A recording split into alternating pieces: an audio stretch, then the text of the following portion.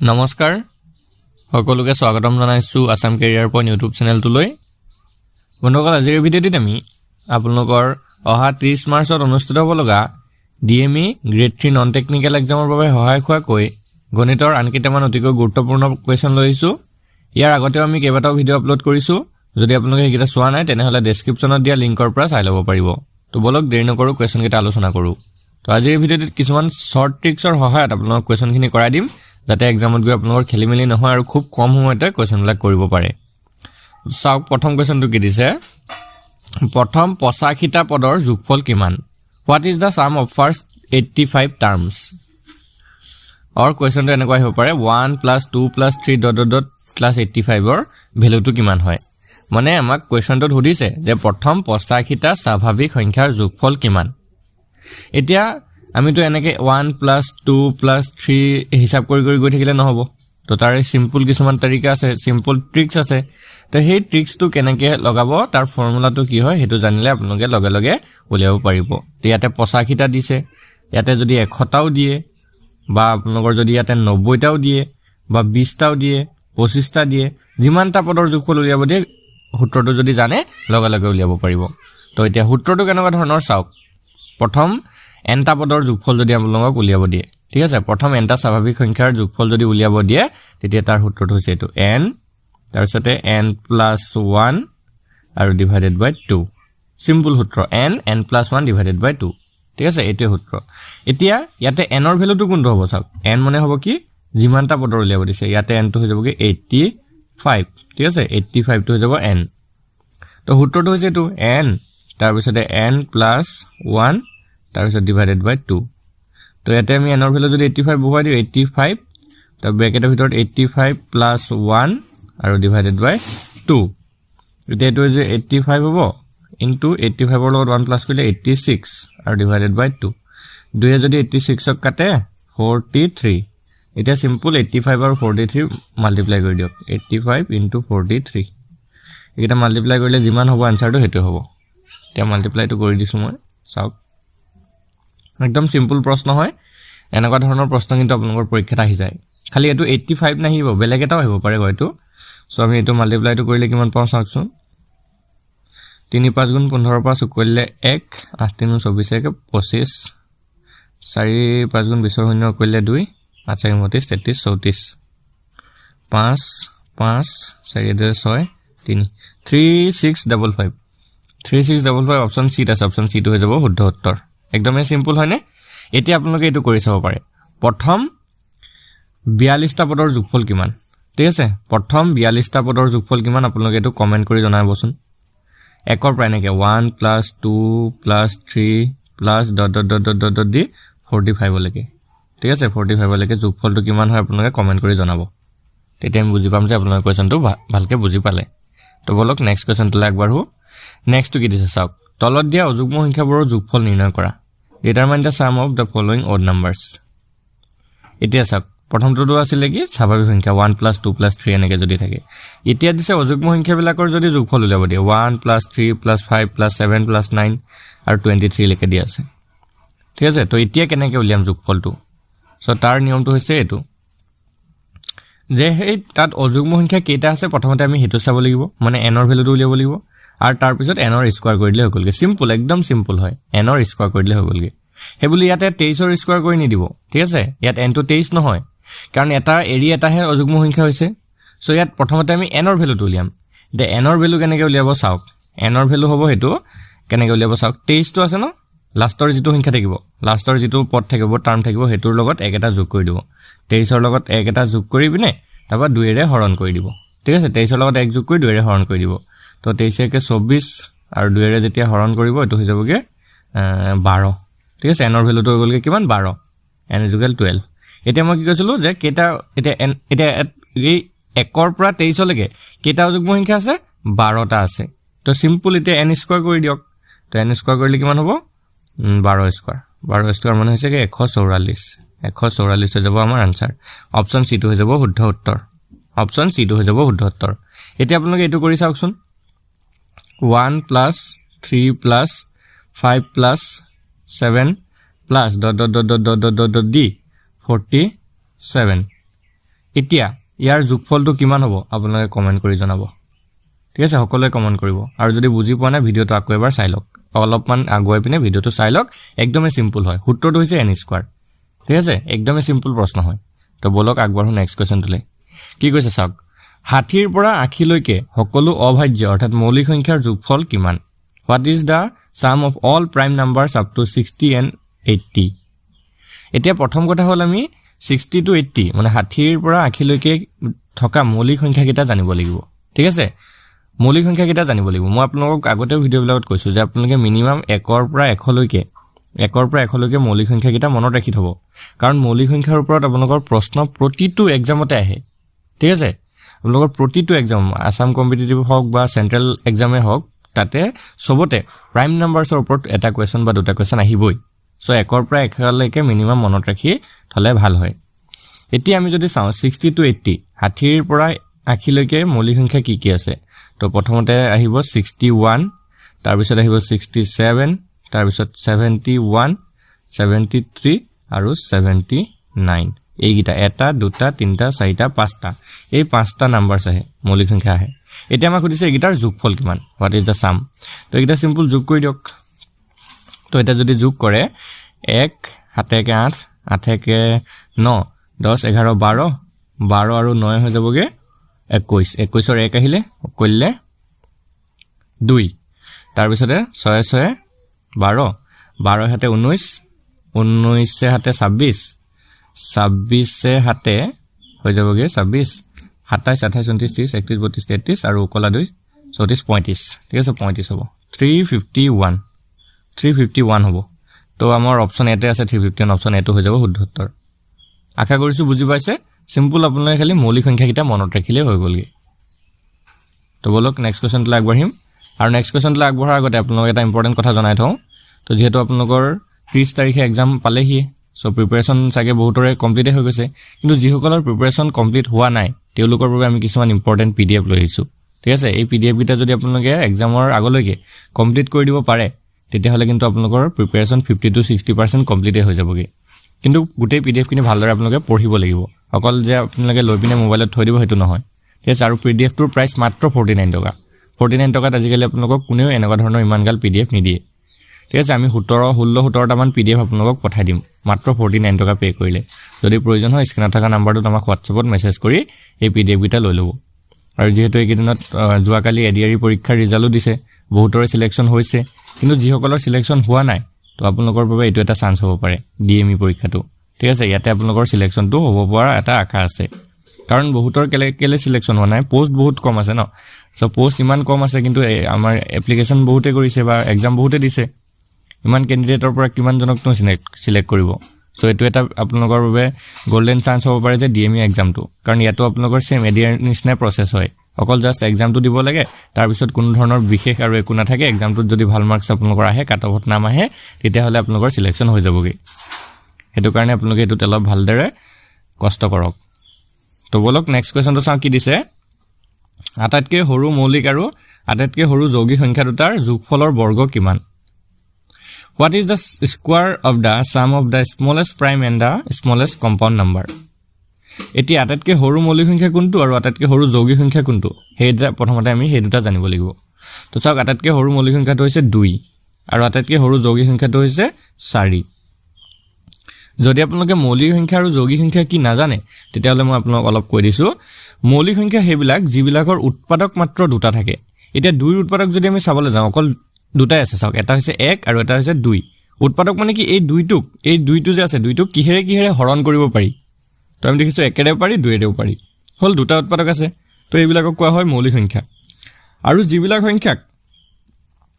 সংখ্যাৰ উৎপাদক দুটাতকৈ বেছি থাকে হেবিলাকক কোৱা হয় যৌগিক সংখ্যা এতিয়া 4 উৎপাদক যদি আমি চাবলৈ যাওঁ প্ৰথমতেটো হৈ গলগে 1 একেৰে 4 হৰণ কৰিব পাৰি তাৰ পিছত দেখিছো 2ৰেও হৰণ যায় 4 তাৰ পিছত দেখিছো 4ৰেও হৰণ যায় তো দুটাতকৈ বেছি হলে না উৎপাদক তিনটা হৈ গলগে সো এটো হৈ গলগে যৌগিক সংখ্যা তো এইটো হৈছে মৌলিক আৰু যৌগিকৰ কনসেপ্ট তো প্ৰথম আটাইতকৈ সৰু মৌলিক সংখ্যাটো হৈছে 2 আৰু আটাইতকৈ সৰু যৌগিক সংখ্যাটো হৈছে 4 এতিয়া আমাক কি কৈছে সেই সংখ্যা দুটাৰ যোগফলৰ বৰ্গ এতিয়া এই দুটা যোগ কৰি দিও আমি 2 আৰু 4 যদি যোগ কৰি দিও এটো হৈ যাবগে 6 এতিয়া 6 ৰ বৰ্গ হদিছে আমাক 6 ৰ বৰ্গ কিমান তো 6 ৰ বৰ্গ কৰি দিওক 6 6 গুণ 36 এটো হৈ যাব 36 আমাৰ আনসাৰটো 37 অপশ্যন চিট আছে অপশ্যন চিট হৈ যাব শুদ্ধ উত্তৰ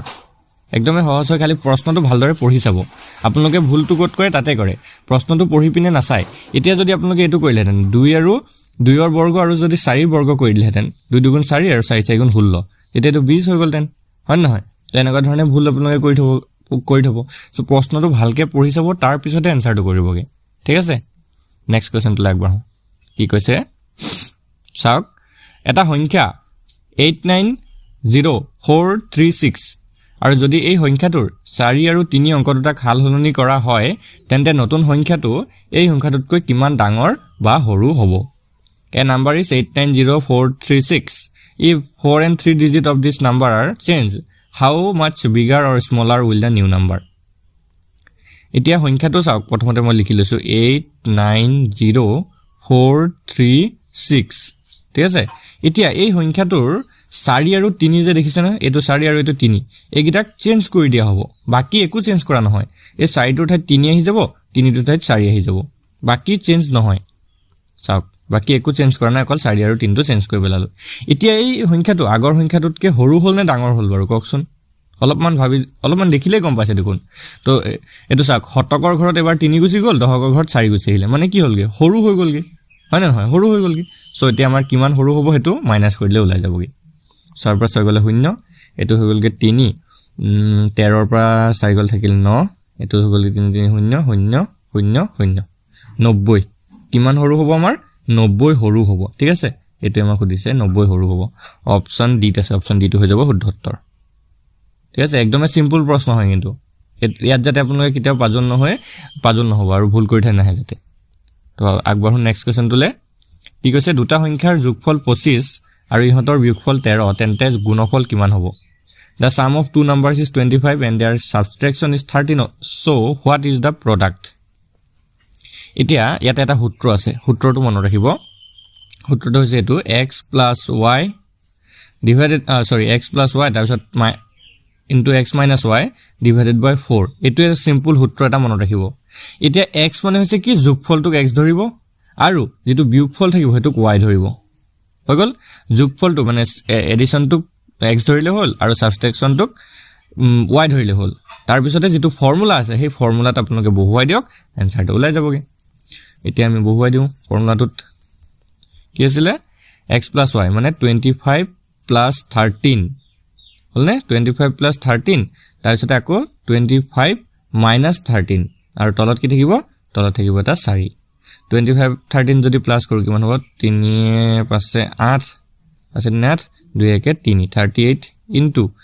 5 ৰ পিন 3 গল থাকিল 2 2 ৰ পৰা গল থাকিল 1 এটো হৈ গল 38 * 12 divided by 4 এতিয়া 4 যদি আমি 12 ক কাটি দিও 3 বাৰ যাব তো থাকি গল আমাৰ 38 * 3 সৰি 38 * 4 এটো হৈ যাবগে তে 38 ৰ লগত 4 পূৰণ কৰি দিয়ক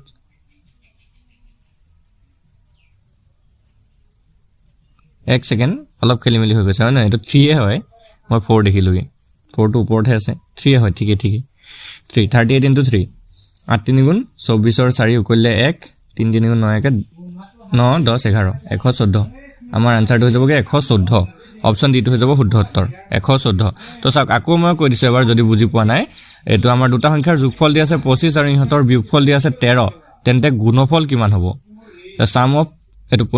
বুজি পাইছে না কোৱেশ্চনটো তো আমি কি ধৰিবলৈ কৈছো যে এটা সূত্ৰ মনত ৰাখিব সূত্ৰটো হৈছে এটো x + y তাৰ পিছতে x - y divided by কি 4 এটো সিম্পল সূত্ৰ কিন্তু আপোনালোকে নোট কৰি ল'ব সূত্ৰটো একদম পৰীক্ষাত আপোনালোকৰ এটো হেল্প হ'বগে তো x মানে কি ধৰিব কৈছো মই যোগফলটো x ধৰিব আৰু বিয়োগফলটোক y ধৰিব হৈ গল তো ইয়াতে 25 + 13 আৰু ব্ৰেকেটৰ ভিতৰ দিফাল দিব 25 - 13 তলত কি ৰাখিব তলত 4 এটা ৰাখিব তে 25 আৰু 13 প্লাস কৰিলে হৈ যাবগে তো 38 আৰু 25 ৰ পৰা 13 গুচি গলে হৈ যাবগে 12 আৰু তলত থাকিবগে 4 তে 4 যদি 12 কাটে 3 বাৰ যাব ন এটোৱে সিম্পল তে এখন পূৰণ কৰি দিয়ক হৈ গল আনসাৰ কি পূৰণ হ'ব এতিয়া 38 আৰু 3 8 3 গুণ 24 ৰ 4 উকলিলে 2 3 3 গুণ 9 10 11 114 অপচন ডি আছে অপচন ডি হৈ যাব শুদ্ধ উত্তৰ বুজি পাইছা আশা কৰিছো সো নেক্সট কোৱেশ্চন টো লাগব কি কৈছে দুটা অংকৰে গঠিত আটাইতকৈ ডাঙৰ যুগ্ম সংখ্যা আৰু তিনিটা অংকৰে গঠিত আটাইতকৈ সৰু অযুগ্ম সংখ্যাৰ যোগফল কিমান What is the sum of the largest even numbers of 2 digit and the smallest odd number of 3 digit এতিয়া প্ৰথম কথা হ'ল দুটা অংকৰে গঠিত আটাইতকৈ ডাঙৰ যুগ্ম সংখ্যা কোনটো এতিয়া চাওঁ যদি দুটা অংকৰে গঠিত আটাইতকৈ ডাঙৰ সংখ্যাটো হৈছে 99 কিন্তু 99 টো যুগ্ম নহয় অযুগ্ম হয় সো ইয়াতকৈ যদি 1 কমাই দিও 98 টো হ'ব হলনে তো প্ৰথম আমাৰ হয়তো সংখ্যাটো হৈ গলগে 98 তাৰ পিছত কি দিছে তিনিটা অংকৰে গঠিত আটাইতকৈ সৰু অযুগ্ম সংখ্যা এতিয়া তিনিটা অংকৰে গঠিত আটাইতকৈ সৰু সংখ্যাটো হৈছে 100 কিন্তু এটো অযুগ্ম নহয় যুগ্ম হয় সো ইয়াতকৈ এক এটা বহাই দিলে 101 হ'বগে তো এতিয়া আমাৰ 98 আৰু 101 প্লাস কৰিব গৈছে হয় না নহয় যোগফল দিছে আমাক তো যোগ কৰি দিয়ক 8 কে 9 এফালে 9 আৰু এফালে 1 এটো आंसर হ'ব 199 আমাৰ অপচন বি আছে অপচন বি টো শুদ্ধ উত্তৰ 199 একদমই সিম্পল প্ৰশ্ন হয় তো বলক আগবাঢ়ো নেক্সট কোৱেশ্চনটোলে এটো ইম্পৰ্টেন্ট প্ৰশ্ন হয় চাব এনেকুৱা ধৰণৰ প্ৰশ্ন কিন্তু এটা আহে পৰীক্ষাত চাৰিটা ক্ৰমিক অযুগ্ম সংখ্যাৰ যোগফল 64 হলে আটাইতকৈ ডাঙৰ সংখ্যাটো কি What is the largest number when the sum of 4 consecutive odd numbers is 64 এতিয়া চাওক আমাক এনেকুৱা ক্ৰমিক সংখ্যা যদি দিয়া থাকে ক্ৰমিক অযুগ্ম সংখ্যা দিয়া আছে যেহেতু যদিহে ক্ৰমিক অকল সংখ্যা দিয়া থাকিলে তেতিয়া আমি x ধৰিলতেন এটা x + 1 ধৰিলতেন এটা x + 2 এনেকে ধৰিলতেন কিন্তু আমাক এটো দিয়া নাই আমাক কৈছে যে ক্ৰমিক অযুগ্ম সংখ্যা সো এটাক যদি আমি x ধৰো আৰু এটা হ'ব x + 2 কাৰণ এটাক এৰিহে এটা অযুগ্ম পায় আপোনালোকে একৰ পিছত 2 দিলে অযুগ্ম নহয় একৰ পিছত 3 দিলেহে অযুগ্ম হ'বগে তেনেকুৱা মানে সো এটা x তাৰ পিছৰটো x + 2 তাৰ পিছৰটো x + 4 আৰু তাৰ পিছৰটো x + 6 এটো হ'ব চাৰিটা বুলি কোৱা নাই জানো চাৰিটা এটা x এটা x + 2 এটা x + 4 এটা x + 6 আৰু এইগিটাৰ যোগফল দিছে আমাক 64 এটো 64 তো সিম্পল আমি এইগিটাক ইয়াতে যোগ কৰি দিছো হল যোগ কৰি দিছো তো এতিয়া আমাক x ৰ ভ্যালুটো ওলালে আটাইতকৈ ডাঙৰটো ওলাই যাবগে সো এটা x কেটা আছে চাওক এটা দুটা তিনটা চাৰিটা হলে 4x আৰু সংখ্যা কিমান আছে 2 আছে 4 আছে 6 আছে 6 আছে 12 এটো হৈ গলগে এটো 64 4x + 12 = 64 ইয়াতে 4x ৰ ভ্যালুটো উলিয়া দিয়ক 64 - 12 64 পৰা যদি 12 যায় 4 পৰা 2 গল থাকিল 2 আৰু ইফালে 6 পৰা গল থাকিল 5 52 4x = কিমান 52 4x = 52 এতিয়া x ৰ ভ্যালুটো কিমান হ'ব 52/4 4 যদি কাটে 4 এবাৰ আৰু ইফালে 12 থেকে 3 বাৰ 13 x ৰ ভ্যালুটো হৈ গল কি আমাৰ 13 এতিয়া আমাৰ আটাইতকৈ ডাঙৰ সংখ্যাটো আছিল x + 6 হয় নহয় আটাইতকৈ ডাঙৰ সংখ্যাটো আছিল এটো x + 6 মানে 13 + 6 13 6 কিমান 19 হ'ব আমাৰ আনসাৰটো 19 অপচন ডি টো হৈ যাব শুদ্ধ উত্তৰ 19 একদম হয়নে সহজ হয়নে যদি বুজি পাইছে ভিডিওটোত কমেন্টত আপোনালোকে ইয়েস এটা লিখি জনাই দিব তেতিয়া আমি গম পাম যে আপোনালোকে বুজি পাইছে তো বলক নেক্সট কোৱেশ্চনটো লাগবাঢ়ো 312 219 512 and 613 or পূৰণফলৰ এককৰ ঘৰ অংকটো কিমান হ'ব What is the unit digit of multiply of 312 219 512 and 613 তো এটো কিমান হ'ব তো আপোনালোকে গোটেই অংকটো যদি কৰিবলৈ যায় তেতিয়া হলে কিন্তু আপোনালোকৰ এটা অংকতে গোটেই মানে 1 ঘণ্টা লাগি যাবগে সো ইমান কৰাৰ দৰকাৰ নাই এককৰ ঘৰৰ অংকটো যেহেতু আমাক দিছে সো এককৰ ঘৰত কি আছে এটো চাওক প্ৰথমতে আছে 2 312 ৰ 2 আছে 2 লৈ আনক 219 ৰ 9 আছে 9 টো লৈ আনক 512 ৰ 2 আছে এটো লৈ আনক আৰু 613 ৰ 3 আছে এটো লৈ আনক এতিয়া সিম্পল একিটা পূৰণ কৰি দিয়ক 2 9 * 18 2 3 * 6 18 আৰু 6 আকৌ 8 অকল জাস্ট এককৰ ঘৰ কিটাহে পূৰণ কৰিব 8 আৰু 6 8 6 গুণ কিমান 8 6 গুণ 48 এটা 48 ৰ এককৰ ঘৰটোত কি আছে 8 আছে অকল এই 8 টো লাগে আমাক 8 টো অপচন ডি আছে অপচন ডি টো হৈ যাব শুদ্ধ উত্তৰ ঠিক আছে এটো যদি আপোনালোকে বুজি পাইছে মই আপোনালোকক এটা অংক দিছো চাওক এটো কৰি চাবচোন 56 into 248 into 95 into 613 এই সংখ্যাটোত এককৰ ঘৰত কি বহিব এককৰ ঘৰত কি বহিব আপোনালোকে কমেন্ট কৰি জনাব একদমই সিম্পল হয় খালি আপোনালোকে এককৰ ঘৰকিটা পূৰণ কৰি গৈ থাকিলে হল সো কমেন্ট কৰি জনাবচোন তো নেক্সট কোৱেশ্চনটো লাগবাঢ়ো কি কৈছে 67268 সংখ্যাটোৰ 2 আৰু 7 ৰ স্থানীয় মানৰ সমষ্টি কিমান What is the sum of the place value of 2 and 7 of the number 67268 2 আৰু 7 ন সংখ্যাটো প্ৰথমতে আমি লিখি লৈছো 67268 ইয়াতে আমাক 2 হৈছে এটো 2 আৰু এটো 7 2 আৰু 7 ৰ স্থানীয় মান মানে কি হিহঁতে কোন কোন স্থানত আছে একক দহক শতক 2টো আছে শতকত মানে 2 পূৰণ কি হ'ব 100 এটো মই আপোনাক আগতেও কৈছো যেটো স্থানত থাকিব তাৰ লগত 100 মানে সেই স্থানৰ সংখ্যাটো পূৰণ কৰি দিয়ক এককত থাকিলে 1 দহকত থাকিলে 10 পূৰণ কৰক শতকত থাকিলে 100 হাজাৰ থাকিলে 1000 পূৰণ কৰক 10000 থাকিলে 10000 1 লাখত থাকিলে 1 লাখ হেনেকে তো 2 পূৰণ 100 হৈ গলে এটো যাব 200 আৰু 7টো আছে হাজাৰৰ ঘৰত মানে 7ৰ লগত 1000 এটা পূৰণ হ'ব তো এটো হৈ যাব 7000 হলনে এতিয়া আমাক সুধিছে কি সমষ্টি মানে এটাৰ যোগফলটো এটা 7200 হ'ব ন এটো যোগ কৰি দিলে 7200 হ'ব এটো आंसर 7200 অপচন বি আছে অপচন বি টো হৈ যাব শুদ্ধ উত্তৰ আশা কৰিছো বুজি পাইছে তো যদি ভিডিওটো ভাল লাগে ভিডিওটো এটা লাইক কৰি দিব চেনেলটো সাবস্ক্ৰাইব কৰি লব কাৰণ আপোনালোকে এতিয়া এক্সামৰ আগলৈকে ডেইলি ভিডিও বিলাক পাই থাকিব আৰু যদি আপোনালোকৰ সিলেকশনটো পাক্কা কৰিব লাগে সিলেকশনটো যদি লব লাগে তেতিয়া হলে আমাৰ চেনেলটোৰ পৰা আপোনালোকে প্ৰিপাৰেচন কৰি লওক গুটেই ভিডিওখিনি আপোনালোকৰ A to Z গুটেই ভিডিওখিনি চাই দিয়ক তেতিয়া কমপ্লিট হৈ যাবগে আপোনালোকৰ গুটেই সিলেবাসটো কমপ্লিট হৈ যাবগে ঠিক আছে ধন্যবাদ